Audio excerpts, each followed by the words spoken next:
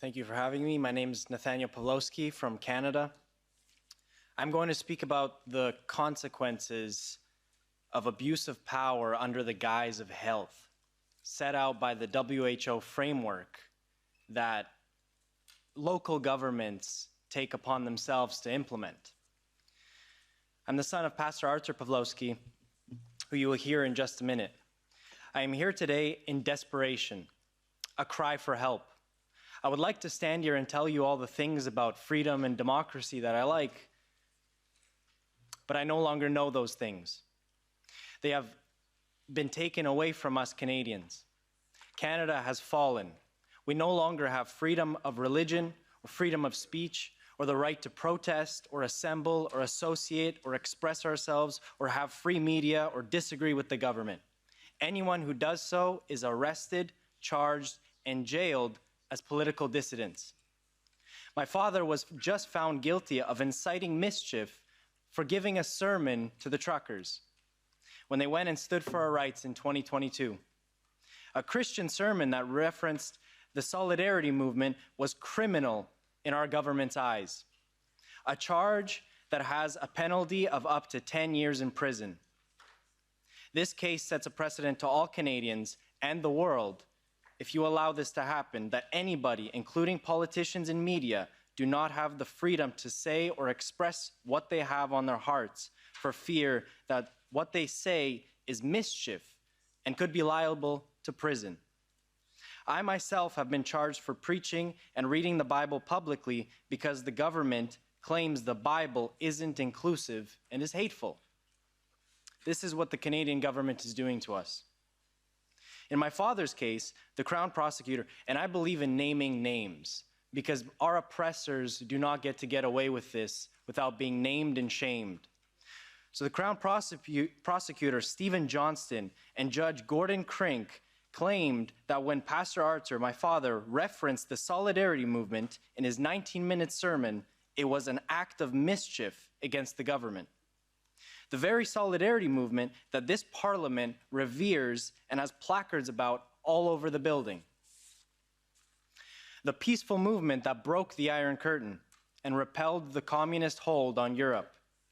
The movement the Canadian government condemns and says is unacceptable.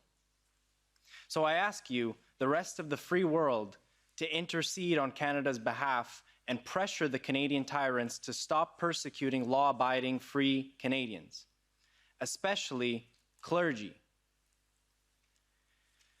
They simply did their duty and gave hope. My father told the truckers to stand for their rights, solidarity style, and to do so peacefully. His sentencing is this August 9th, 2023, and if he goes down, we are all lost as Canadians.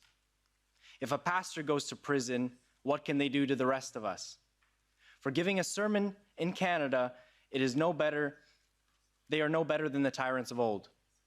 So please, I ask you for help and to pressure Canada on this matter and to help us deal with our oppressors who act like modern-day Caligulas. Trudeau is a modern-day Caligula. We cannot allow these mad emperors to run mad. And remember, all of this is being done under the guise of health, safety, and protecting us.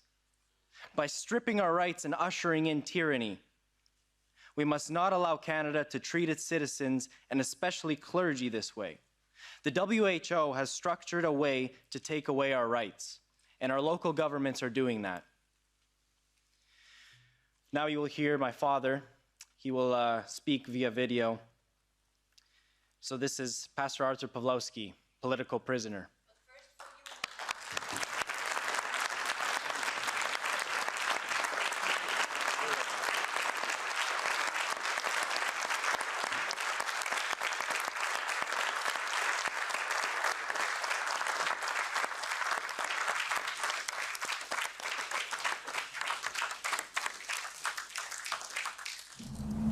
I am Artur Pawlowski, born behind the Iron Curtain in Poland, crushed by the iron fist of oppression.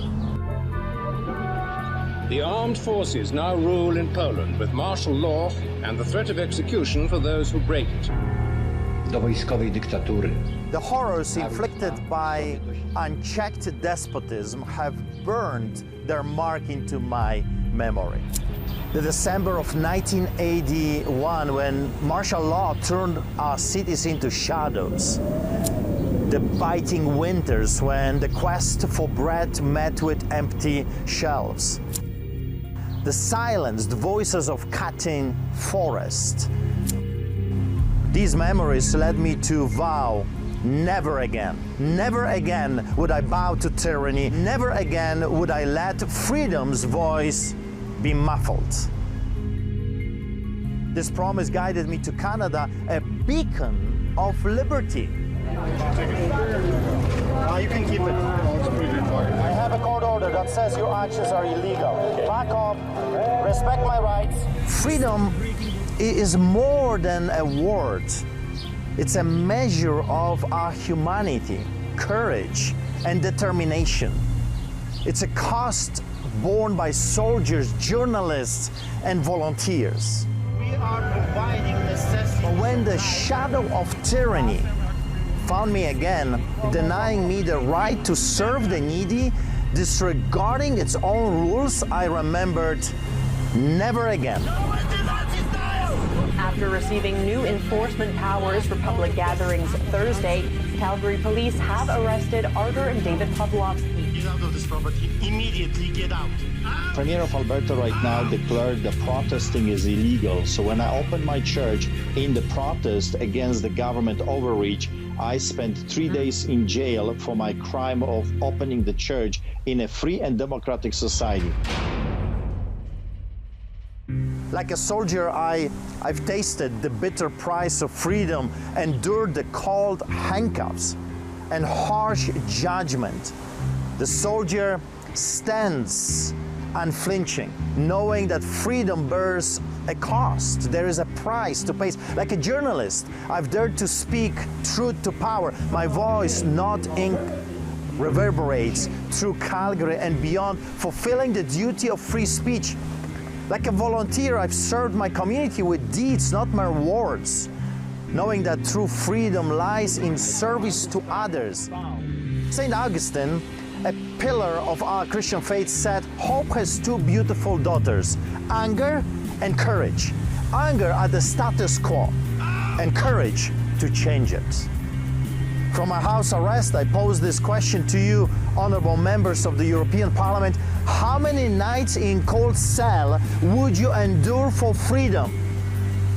What lengths would you traverse to defend your people's rights? You see, I have spent 50 nights in jail standing up for our right to gather and worship.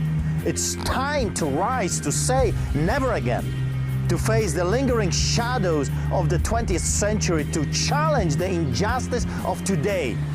It's in your best interest for people like me to survive. Because when we go down, be sure of it, you will be next.